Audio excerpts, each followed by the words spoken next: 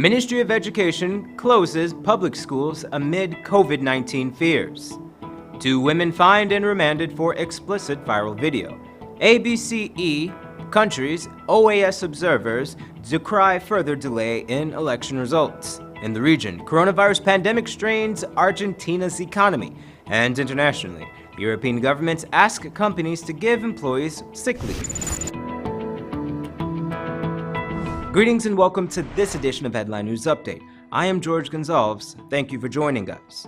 Less than 48 hours after the Ministry of Public Health announced Guyana's first case of coronavirus, also known as COVID-19, the Ministry of Education has announced the closure of the nation's public schools. Esther Sobers brings us that story. The Ministry of Education has announced the closure of all public schools for 2 weeks starting Monday, March 16, 2020. The decision was made after the announcement of Guyana's first death from the novel coronavirus. The first case of COVID-19 in Guyana resulted in the death of a 52-year-old Guyanese woman who recently returned from Queens, New York.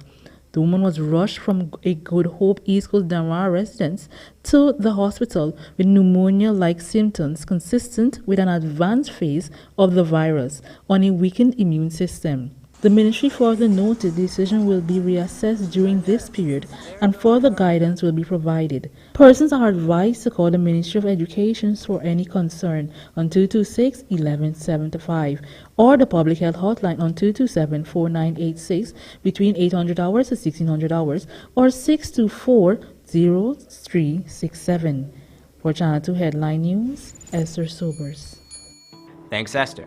The embassies of the United States, Great Britain, Canada, and the European Union have expressed their dissatisfaction with the electoral process thus far, while the observation mission for the Organization of American States has decided to pull out altogether.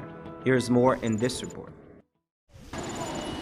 On Friday, the embassies of the United States, Great Britain, Canada, and the European Union issued a joint statement regarding their decision to leave the Region 4 tabulation process this morning.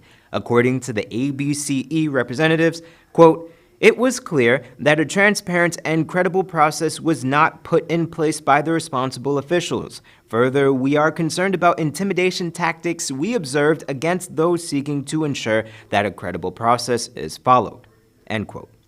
The statement went further to explain that it is their combined belief that the method of tabulation the Guyana Elections Commission is currently utilizing will not produce legitimate results.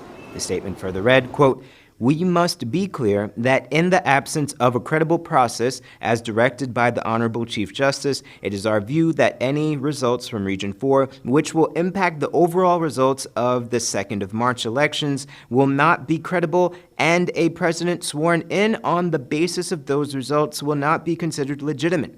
We are all long-standing friends of Guyana whose countries have supported its development over many decades. The betterment of Guyana and its people has always been our interest. In that spirit, we urge all parties to do not do anything which could lead to Guyana's isolation." End quote. Meanwhile, the Organization of American States Elections Observation Mission has decided to withdraw completely from the process for similar reasons.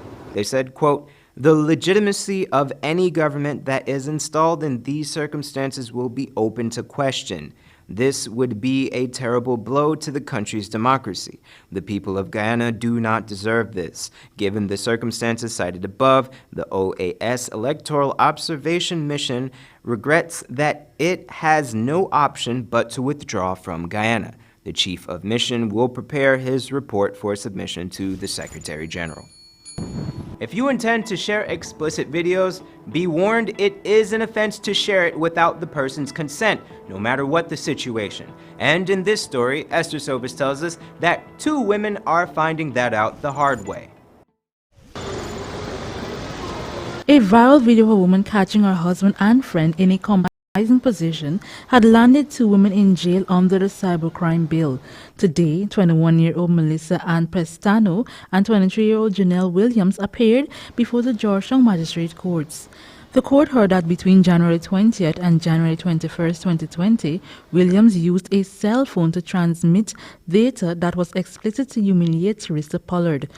It was further alleged that Pestano used a computer to cause distress to Teresa Pollard. According to the prosecution, the women have been close friends for years. However, Pestano discovered that her spouse was having an affair with Pollard. Pestano then recruited her husband and Williams to get revenge on Pollard by recording the affair and sharing it on social media. The Cybercrime Bill of 2018 makes it a criminal offense to digitally capture, store, and transmit through a computer system an image of a person's private parts without consent. Both women pleaded guilty to the offense. They were fined $5 million Guyana and sentenced to 3 years in prison. For Channel 2 Headline News, Esther Sobers. Thanks, Esther. After the drama of this morning, the Chief Justice ordered the Guyana Elections Commission to show observers its statements of polls for Region 4. In light of this command, GCOM has decided to have the remaining statements of polls, or SOPs, scanned and projected onto a screen for the Region 4 tabulation exercise. In order to do so, the Guyana Elections Commission moved the exercise from the office of the returning officer on Hadfield Street to the GCOM head office in Kingston, Georgetown. According to GCOM, quote, "This move is necessary since the required scanner is readily available at the Commission's headquarters and would contribute significantly in ensuring the process is done smoothly." End quote. The process was scheduled to recommence by 4 p.m. However, since this is a developing story, you can visit our website at headlinenewsguyana.com for more updates as details arise. After the break, we have your regional and international news.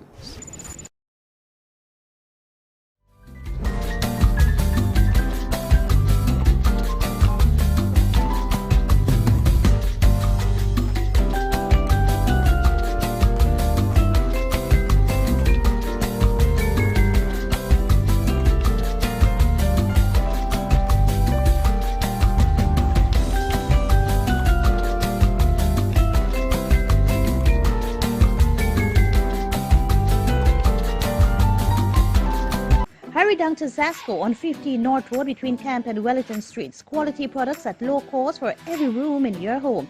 65 and 55 inches high-stand 4K smart TVs. Samsung French door fridges. Black & Decker appliances, queen and king size Canadian-made mattresses. German-made pressure pots in 5 to 9 liters. 12-piece pot sets, knife sets, cutlery sets and pans, commercial fans. Samsung smart stoves. Canadian-made 3-piece recliner sofa sets. Air fryers and Hamilton Beach hot and cold water dispenser. For that reliable, prudent and courteous traveling experience, your choice is G3 Cabs, located at 228-229 Aubrey Barker Road and Beverly Close, South Renfrew Gardens. Travel in comfort and safety with our deluxe fleet of new vehicles and neatly trimmed drivers serving our customers around Georgetown.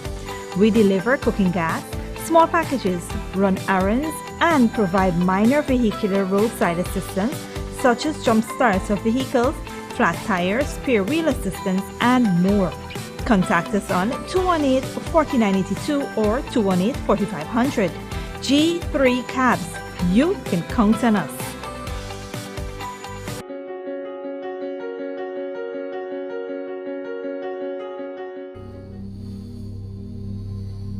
Place is really hot. What's wrong with your AC? It's not working. Well, we wouldn't be able to continue this meeting anymore because this place is extremely hot. Wait, please don't go. Here's a company you can call to get your AC fixed. Action Cool. Honey, what's dinner? I had a hard day.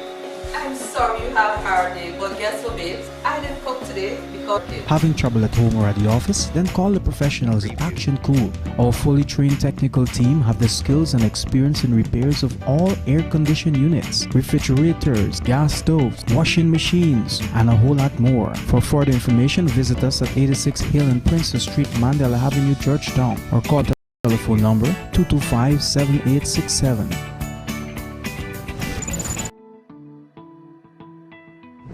Welcome back. Now we take a look at news from the region.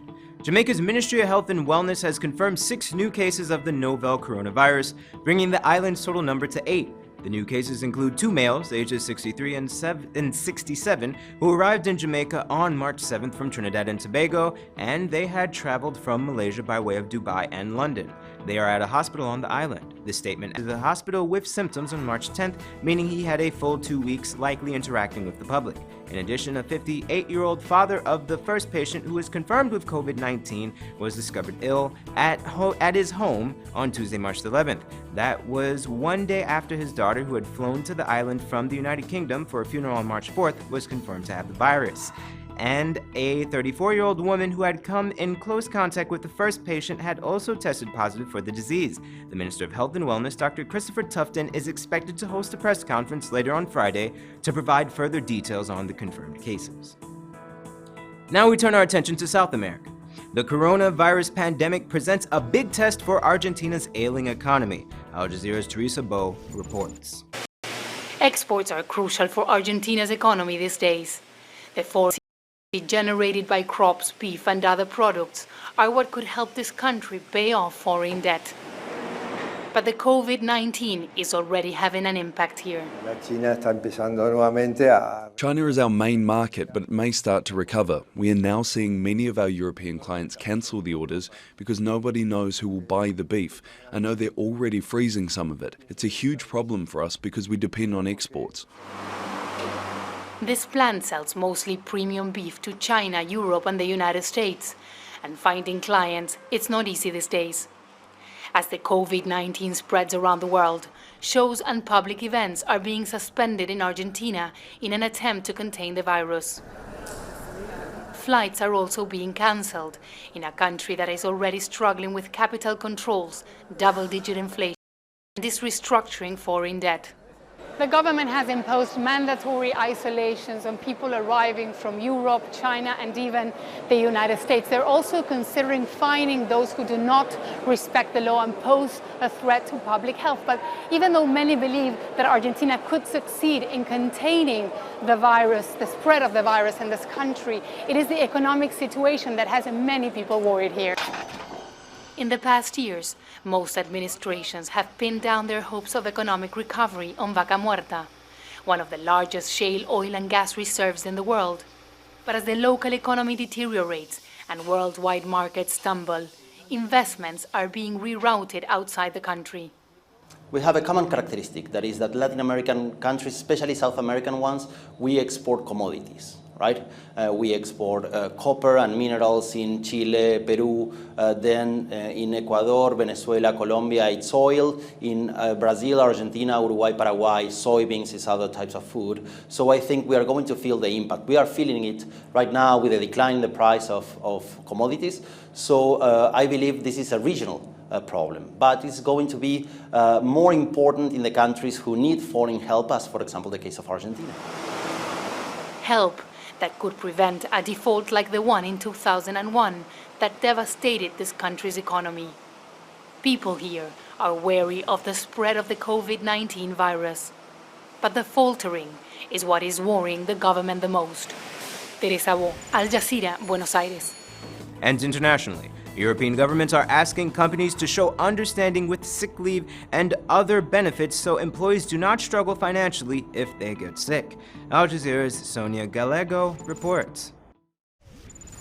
Empty streets, closed-up shops, and warning signs to keep their distance. Rome, a shadow of its usual self.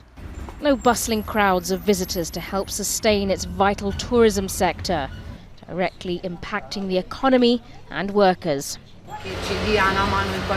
The government has to help us. We have to pay rent, the mortgage, bills. We have never-ending expenses. It is true that we're all in the same boat, but for some it's worse. If we don't work, I don't know how we will survive. Exempt from the nationwide closures, grocery stores and pharmacies remaining open to provide a vital service. From a country under quarantine to one preparing itself for the worst. In Spain's capital, Madrid, public transport remains open, but buses, train and metro carriages are being disinfected every night. And the threat of an impending lockdown has already affected small businesses here. We have recently noticed that there are fewer and fewer customers in the store, not only in the morning or afternoon, but also in the evening. People are more inclined to stay at home. They are kind of struck by panic. In London, one of the largest cities in Europe and a crucial financial hub, the focus has been primarily to protect any economic fallout from the pandemic. New government measures to protect staff employees with immediate changes to sick leave have offered protection. But it is the small business owners, those on temporary contracts and freelancers with no access to those benefits who are at risk of losing everything, such as this self-employed cab driver. In regards of earnings, it'll be pretty catastrophic just because it's my only source of earning. With stuff like mortgages and nursery, I just wouldn't be able to survive really. It could be kind of career ending because you haven't got that safety net. One country after the other, school and children's daycare centres are being closed, an attempt to stem the spread of the virus.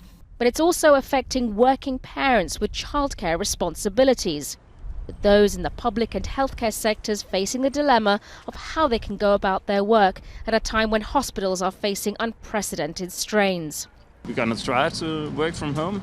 We've brought our computers home to work with them, but I don't think we can get the same amount of work done at home as we can at the workplace.